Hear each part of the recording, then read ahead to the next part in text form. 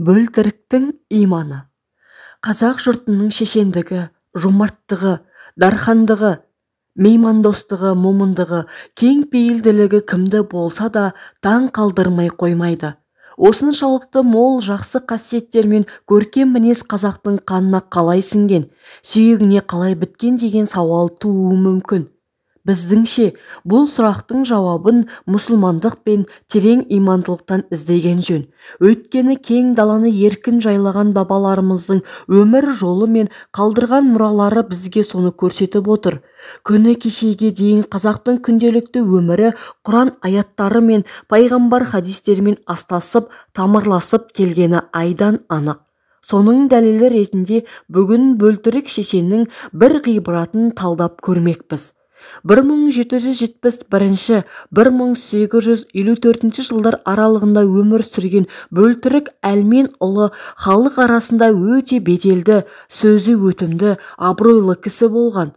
Ол келді дегенде не бір байлар, датқалар орындарынан ұшып түрегеліп, атының шылбырына жабысып бәйек болатын.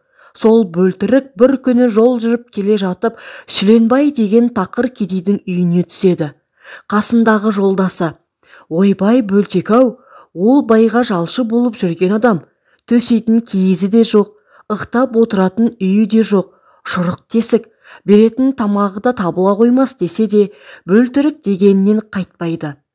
Бұл Шүленбай кедей болса да, атасы атамыздан кем емес, түбіміз бір ағайын емеспіз бе? Сонда оның айыбы кедейлігі ме? дейді. Міне, бұл мұсылмандықты терең білетін адамның сөзі.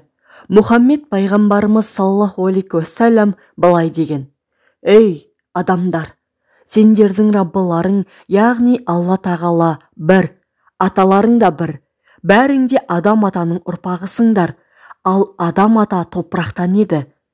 Бөлтірік соны жақсы білген. Содан екі кісі Шүленбайдың үйінің сыртына келіп: «Кім бар-ау?» деп тұра қалады. Үйінде отырған Шүленбай селк етеді. «Ойпырмай, біздің үйге де қонақ келеді екен-ау, бұл кім болды екен?» деп әйелі де өзі де есіктен сыртқа жүгіріп шығады. Қараса, келіп тұрған Бөлтекең. Екеуі де жалпылдап сәлемдесіп, аттарының шылауына орала кетеді. Қолтығынан сүйіп аттан түсіреді. «Үйге кіріңіз» деп есіктерін ашады. Келіншегі төрде шаң-шаң болып жатқан құрым киіздің үстіне не төсерін білмей дағдырап қалады. Бір кезде басына тағып жүрген ақ орамалы бар екен. Құрым киіздің үстіне соны төсейді. «Ата, төрлетіңіз, отырыңыз» дейді жайма шуақ дауыспен. Бөлтекең киімін шешіп, асықпай керегенің басына іліп, төрдегі жас келін төсеген ақ орамалға жақындап келеді де еңкейіп іліп алады. «Қарағым, келін, үлкенге деген ақ ниетін ғой. Бұл ақ орамалың. Сыйлап төсегеніне рахмет. Нұр жаусын, шырағым. Разымын, шырағым. Бақ дәулетті көтеретін бала екенсің. Қызметіңе рахмет» дейді. Қонаққа барған үйге зиян тигізбеуде мұсылмандық екенін бөлтірік шешен жақсы білетін. «Келгеніңіз жақсы болды, аға. Жоқшылығымызды көріп біздің үйге қонақ көп келмеуші еді. Құдай айдап келген шығарсыз. Ал аға, рұқсат етсеңіз, келініңіз екеуміз тысқа баралық» дейді Шүленбай ағынан жарылып. Бөлтекең басын иісімен екеуі тысқа шығады. Үйдің сыртынан қарасы іші көрінеді, ішінен қараса дала көрінеді. Құрым киіз, шұрық тесік. Далаға шығып Шүленбай мен әйелі ақылдасып тұр. Не істеген жөн? Мал дегенде жалғыз ешкісі бар. Лақтаған, лағы да союға жарап қалған. Шүленбай әйеліне: «Жақсы болды, ешкінің лағын соямыз» дейді. «Сенің басқа сақтаған жылы жұмсағың бар ма еді?» дейді келіншегіне. «Лақты сойғанда не болады? 40-тың бірі Қыдыр деген. Одан да ешкінің өзін сой, қонақ разы болып аттансын. Құдай жеткізер». Жас отбасының өзінен бұрын өзгені ойлайтын бұл пейілі де қасиетті Құранда мақталғанын да айта кетейік. Пайғамбарымыздың дәуірінде де бетіне қарап отырған жалғыз ешкісін сойып беріп, берекеге, сауапқа кенелген оқиғалар көп болған. Содан Шүленбай қонақтан бата алып, есік алдында ешкісін сойып жатыр. Жас келіншек от жағып, қазанын асып жүгіріп жүр. «Шырағым келін», дейді бір кезде Бөлтекең. Осы сойған ешкінің бас сирағын үйітіп, қазанға суды мол құйда, ішек қарнына дейін түгел сал. Қазаның үлкен беді? Қазанымыз үлкен, ата.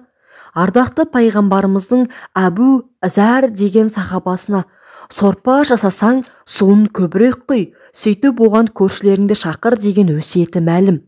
Сондай-ақ, әй мүмін әйелдер, көршілер ешбір жақсылықты ұсақ түйек деп санамасын, қойдың сирағын пісіріп берсе де деген хадисі де мәлім.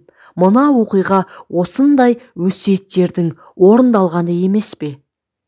Ет қайнап жатқанда Бөлтірік өзі отырған үйге төңіректегі ауылдың бәрін шақыртады. Анау Бекбосынның ауылын, Нұрымбайдың ауылын, Қойгелдінің ауылын түгел шақыр, жарай ма? Деп атап-атап тапсырма береді. Ата, бәрі үйге сыймайды ғой, тамақ та жетпейді. Әрі шақырғанмен олар менің үйіме кірмейді ғой, дейді. Олай болса оларға шыныңды айт. Бөлтірік келіп еді, менің үйімде Құдай тамақ жеп отыр де. Жалғыз ешкімді сойып, сіздерді де сол Құдай тамаққа шақырып келдім дерсің, дейді. Қысқасы хабар тиген ауыл дүрлігісіп: «Бөлтекең келіпті ғой, Бөлтекең келіпті», деп бәрі бір-бірінен сүйінші сұрағандай дабырласып, көрпе төсегін көтеріп Шүленбайдың үйіне ағылады. Бірі төрге текемет, кілем төсеп, бірі керегеге шымылдық ұстап, жабыла қимылдап кетеді. Қант шайды төгіп, майда әкеліп, тоқаш пісіріп, үлкен дастархан жайып, жұрт алқа-қотан отырысады. Шүленбайға қожайын боп жүрген Шоңбай да семіз құнан қой әкелдіріп сойғызады. Ет асылып жатыр. 3 жерде жер ошаққа асылған қазанда буы бұрқырап, ет бүлк-бүлк қайнайды. Шаңбай келген жерден: «Бөлтеке, балаларды ұялтып, біздің үйге түспегеніңіз қалай?» дейді. Шоңбай мырза: «Тамағым аш емес, батыр. Ағайын бәрің бір дейсің. Біреуіңді бар, біреуіңді жоқ деп жек көріп нем бар? Мені Құдай абақ тараққа Бөлтірік етіп жаратып еді. Мына Сәмекеңнің тұқымы 7 атадан бері жарымай жүр. Сенің малыңды бағып, айран сүтіңді ішіп күнелтіп жатыр екен. Шүленбайға батамды дарытайын, өзін жарытайын деп әдейі келіп түсіп отырмын ба еке?» дейді Бөлтекең толғанып. Осы ретте жақша ішіне айта кететін нәрсе бар. Дәл бүгінгі таңда айналамызда ештеңеге жарымай жүрген Шүленбайлар мен байлық дәулетін қызыққа құмарға, болмашы нәрсеге төгіп шашып жүрген Шоңбайлар бар. Міне, шариғат талабы бойынша байдың малында кедейдің ақысы бар екенін ұмытпағандары дұрыс.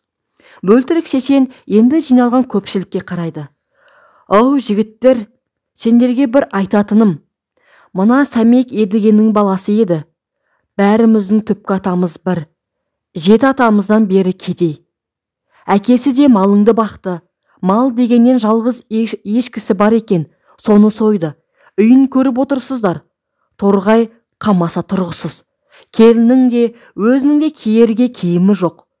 Осыны көріп отырып қалай шыдап отырсыздар ағайын? Кешеден бері тамақтарыңды беріп құрметтеп жатырсыздар. Осында әкелген заттарыңның бір сабақ жібі кері қайтпайды. Шешім осы болсын», дейді. Бәрі де мақұл десіп бастарын шұлғиды. Олардың аталы сөзге тоқтап көнгеніне рахмет. Алла оларға разы болсын. Ал Бөлтірікке осы сөзді айттырып отырған не нәрсе? Шүленбай одан мал сұраған жоқ, өзіне бір нәрсе жинап алайын деген ойы да жоқ. Мұны айтқызып отырған әрине Молтекеңнің иманы мен мұсылмандығы, ар-ожданы, ел қамын ойлаған дархандығы. Осы әңгімеден кейін жиналған жұрттың біреуі атын, біреуі ер тоқымын, біреуі тонын Шүленбайға беретін болды. Ал тура 1 жылдан кейін Бөлтірік шешен халықтың ізет үшін берген малын айдап келе жатып Шүленбайдың ауылына тағы соғады. Уазипа келіннің төсеніші болмай басындағы ақ орамалын төсеніш еткен ақ ниеті әлі есімнен кеткен жоқ. Сол жолғы көрсеткен келіннің ізеті мен мұна 10 қараны тарту етемін. Жалғыз ешкісін сойып бәрімізді қонақ еткен Шүленбай еді. мына 10 қараны шіләнбайға сыйладым. Дүниелерің болса да безбессіңдер, сөзімді сыйлап, Шаңбай атын, Нұрымбай ішегі мен ер тоқымын беріп еді. Сол сыйларың үшін екеуің бір ат мініңдер менен, дейді жадырап. Болтеке, келімді кетімді кісіңіз бар емес пе? Мұныңыз қалай? Олжаңыздың бәрін жұртқа үлестіріп жібергеніңіз, дейді сөзге араласқан Шоңбай. Жегжат жұрағаттарыңыз бар, олжамен қайтқаныңызды естіп келеді ғой оларда. Біразын өзіңізге қалдырыңыз. Жегжат жұрағат кедей екенімді білмейді дейсіз бе? Маған келген қонақ болса, мына сендер күтесіңдер. Халқым аманда мен мал ұстап, дүние жинап қайтемін, деген екен асыл баба.